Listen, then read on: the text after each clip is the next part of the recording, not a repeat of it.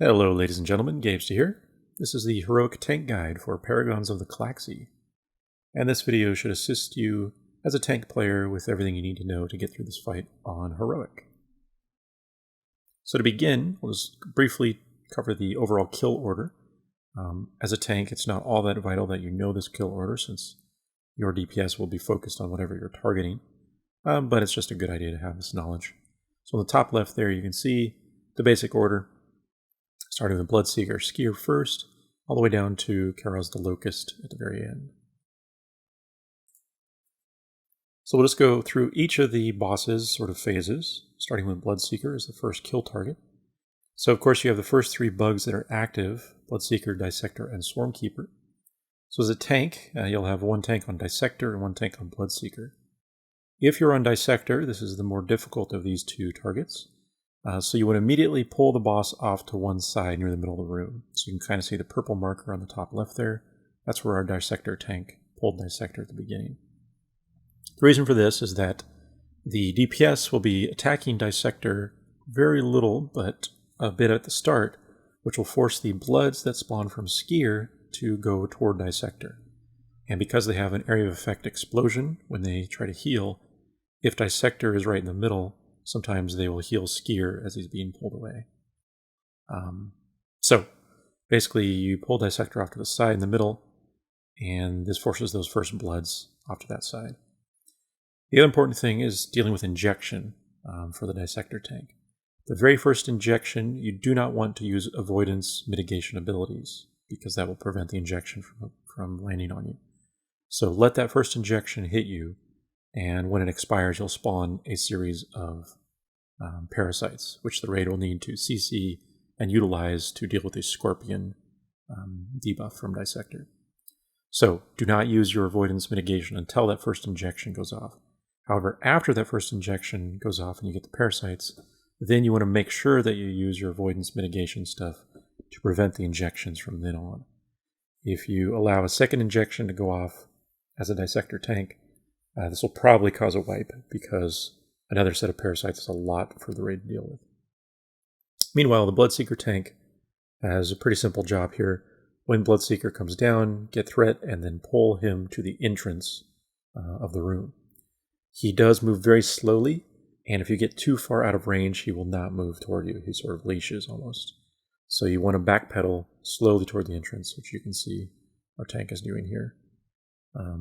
And this is just to get him out of range of those bloods, but more importantly, it keeps him away from the center of the room so that your raid can easily avoid the bolts and other effects from Swarmkeeper in the center. So the second target after Bloodseeker is Rikkal the Dissector. He should have already been moved off to the side of the entrance. And what this does is it prevents the second set of bloods that would have tried to heal Skeer from actually healing Rikkal, the Dissector. So there you can see Rikkal back right of my screen there. And there's nothing much to do in terms of tanking here. The tank that was on Bloodseeker should pick up Xaril the Locust when he comes down, and then move him to the entrance of the room.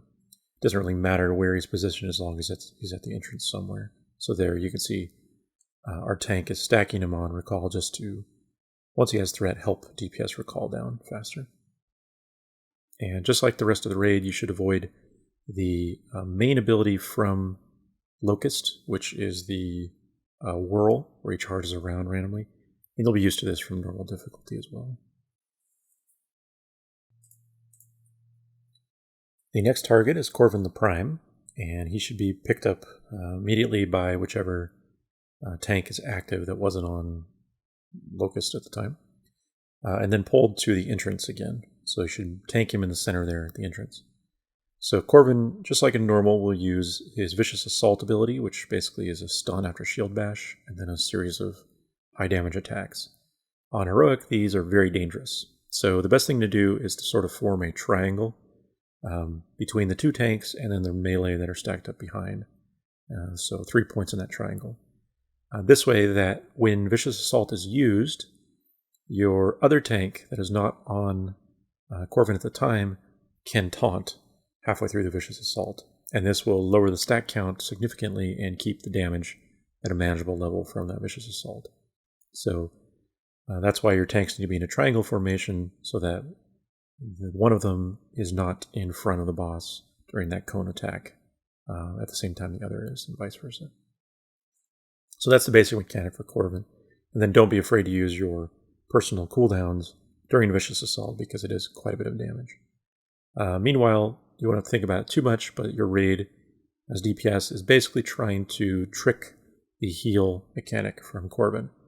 So they're going to push Locust down to 50% so that he gets the heal, and then during that cooldown period of 30 seconds, then burn down Korven so he's dead before he can heal himself. So the next target is Swarmkeeper, and he's of course in the middle, so he still doesn't need a tank.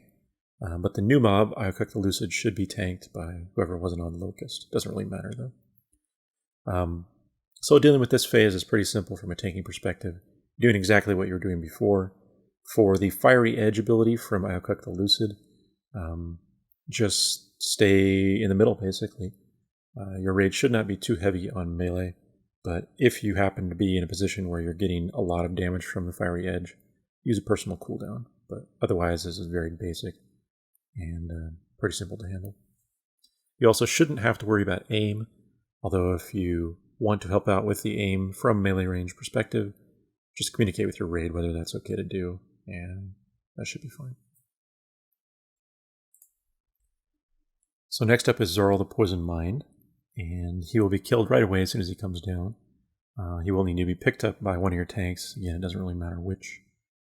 So his main abilities are somewhat dangerous. So there are 3 different particular reaction colors that can occur.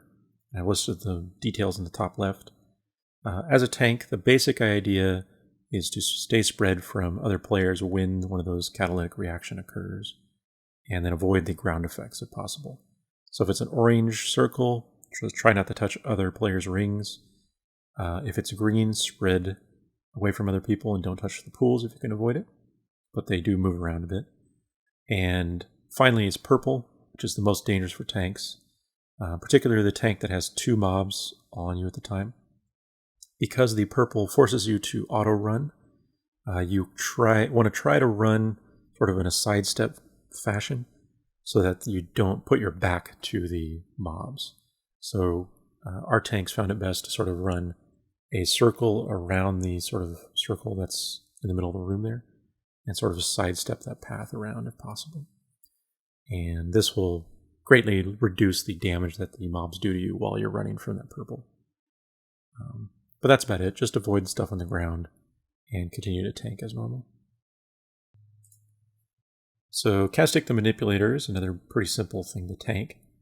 There will be 3 Kuchongs that will spawn around the outside of the room, but since you're tanking in the middle, you should not need to worry about their position really. However, it's worth noting that the tank that was tanking Korven the Prime previously, when he was active, that picked up his special ability, so click on his corpse when he died, should be ready to use that special Master of Amber ability on the raid member that gets targeted by Mesmerize. This is, of course, the beam that sucks a player toward one of the Kuchongs on the edge.